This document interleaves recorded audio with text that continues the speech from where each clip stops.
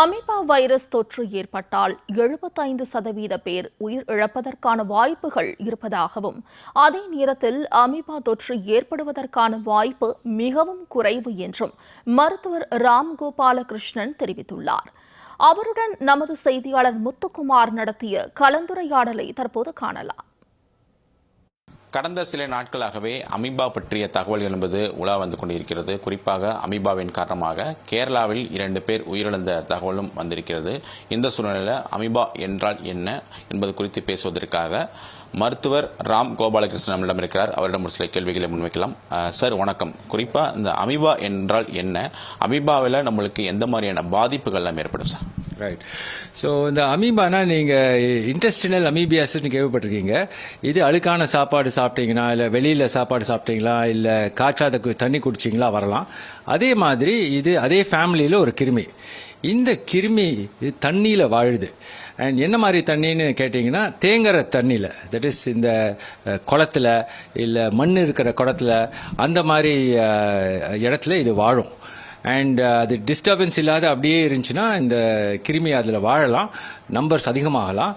And எப்படி ஜனங்களுக்கு infection ஏற்படுதுன்னா, அந்த தண்ணியோட கான்டாக்டில் வந்தாங்கன்னா, அது எப்படி கான்டாக்ட்னா, அங்கே போய் குளிச்சாங்கன்னா, இல்லை தலையை உள்ளே விட்டாங்கன்னா, இல்லை அந்த தேங்கிட்டு இருக்கிற தண்ணியில் வச்சுட்டு மூக்கு அலுமினாங்கன்னா அந்த மாதிரி இன்ஃபெக்ஷன் வரலாம்.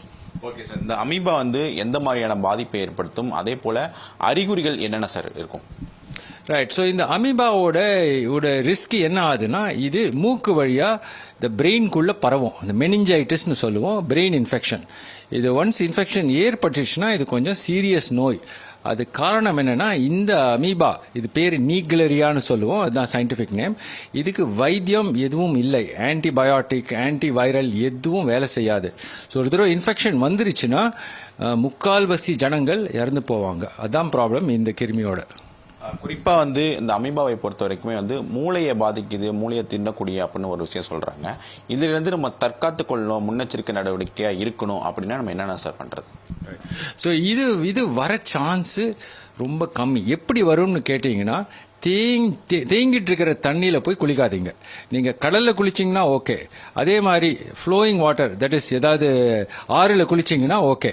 பட் ஏதாவது குளம் இல்லை கிணறு, அங்கே போய் தலையை முக்கி குளிச்சிங்க, இல்லை அந்த தண்ணி எடுத்து மூக்க அலம்பினீங்கன்னா ரிஸ்க் உண்டு. ஸோ அதை அவாய்ட் பண்ணிங்கன்னா இந்த கிருமி வர முடியாது உங்களுக்கு.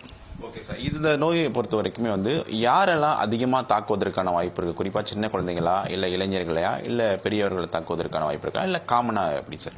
யாருக்கு வேணாலும் வரலாங்க. சின்ன குழந்தைகள் போய் ஏதாவது குளத்தை விளையாடுவாங்க, இல்லை பெரியவங்க ஏதாவது குளத்திலிருந்து தண்ணி எடுக்கலாம், இல்லை குளத்திலிருந்து ஏதாவது ஃபிஷிங் பண்ணலாம், இல்லை ஏதாவது தண்ணி கையில் எடுத்து முகத்தில் போட்டுண்டா, இல்லை நேராக குளிச்சிங்கன்னா அது வரலாம். சரி, எந்த ஏஜில் வேணாலும் வரலாங்க. இப்போ இந்த நோய் தொற்று பரவுதுன்னு சொல்கிறீங்க, இதற்கான காலகட்டங்கள், ஏன்னா வந்து சம்மர் டைம்ஸில் ஒரு சில நோய்கள் தாக்கப்படலாம், அதே போல் மழைக்காலங்களில் ஒரு நோய் தாக்கப்படலாம். குறிப்பாக இதை பொறுத்த வரைக்குமே ஒரு காய்ச்சல் போன்ற ஒரு நோயாக சொல்கிறீங்க. அப்படி இருக்கும்போது எந்த காலகட்டத்தில் இந்த நோய் பரவுவதற்கான வாய்ப்புகள் இருக்கு? இது எப்போ வேணாலும் வரலாங்க. அந்த தண்ணி டிஸ்டர்பன்ஸ் இல்லாத டயத்தில் இந்த கிருமிகள் அதிகமாக வாழும். இப்போ ஃப்ளட்டிங் டயத்து வந்துச்சுன்னா ஃப்ளோயிங் வாட்டர்னு சொல்லுவோம், ரிஸ்க் கம்மி. பட் அந்த ஸ்டாக்னன்ட் வாட்டர்னு அப்படியே தேங்கிட்டு இருக்கிற தண்ணியில் எப்போ வேணாலும் எந்த மாசத்துல வேணாலும் வரலாம். ஸோ இது மாசம்னு இல்லை, எக்ஸ்போஷர் தகுந்தாப்புல இருக்கு. நிச்சயமாக இந்த அமீபா தொற்றை பொறுத்த வரைக்குமே யாருக்கு வேணாலும் வரலாம், எப்பொழுது வேணாலும் வரலாம். நம்ம முன்னெச்சரிக்கையாக இருப்பதே மிக மிக நல்லது என்று அவர் தெரிவித்துள்ளார். ஜெயா பிளஸ் செய்திகளுக்காக ஒளிப்பதிவாளர் செந்திலுடன் செய்தியாளர் முத்துக்குமார்.